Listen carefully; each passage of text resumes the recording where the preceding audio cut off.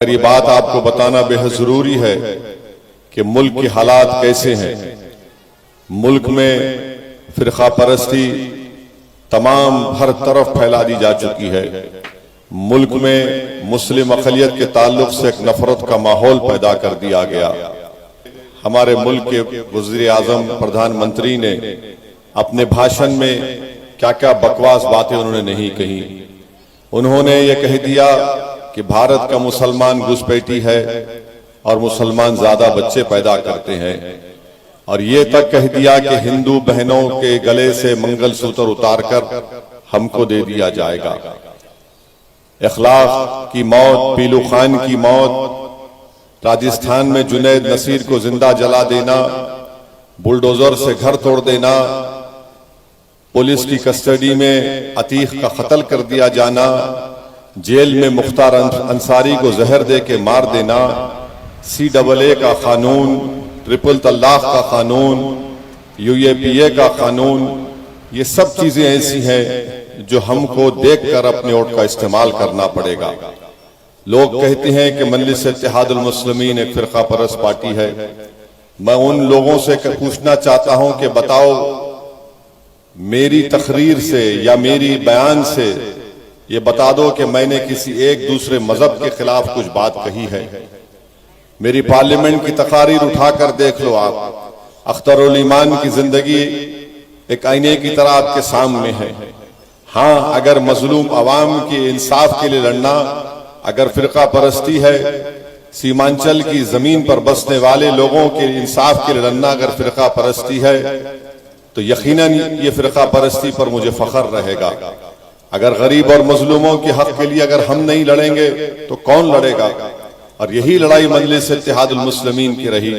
जुल्म चाहे किसी पर हो, जुल्म इंसान पर होता है। मजलिस ये नहीं देखती कि जुल्म अगर मुसलमान पे होगा तो हम चीख मारेंगे और लड़ेंगे, और किसी दलित पर होगा तो हम खामोश बैठ जाएंगे। ये मजलिस इत्तेहादुल मुस्लिमीन की पॉलिसी नहीं रही है। जब हम सीमांचल के इंसाफ की बात करते हैं तो सीमांचल की इस सरजमीन पर बसने वाले मुसलमान भी हैं, दलित भी हैं, हमारे हिंदू भाई भी हैं, आदिवासी भी हैं।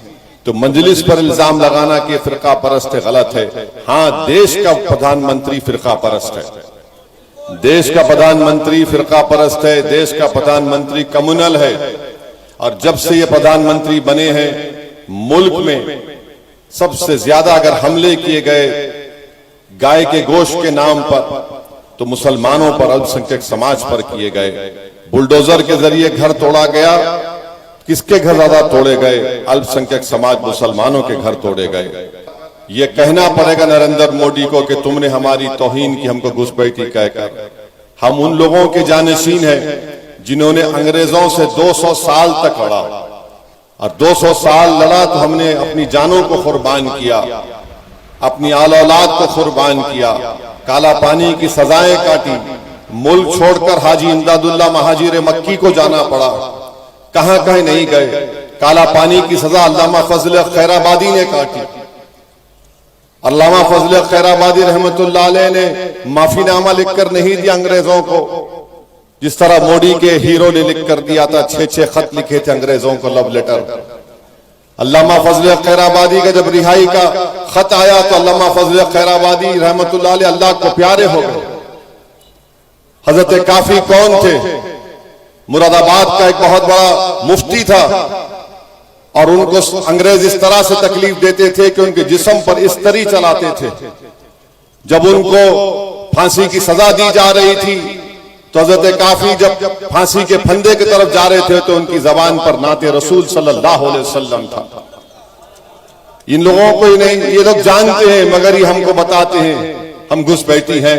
अरे फांसी के फंदे पर हम चढ़ गए। हमारे उलमाओं ने जिहाद का फतवा दिया अंग्रेजों के खिलाफ। क्या क्या कुर्बानियां हमने नहीं दी। उसके बाद ही तो मुल्क को आजाद हुआ।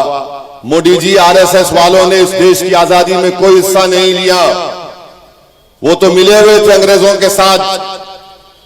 मगर आज हमको घुसपैठी कहते हैं तो आपको इसका जवाब वोट के जरिए से देना पड़ेगा इंशाअल्लाह ताला।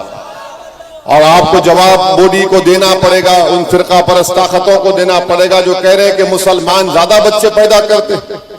मैं जिम्मेदारी के साथ आपके सामने अर्ज कर रहा हूं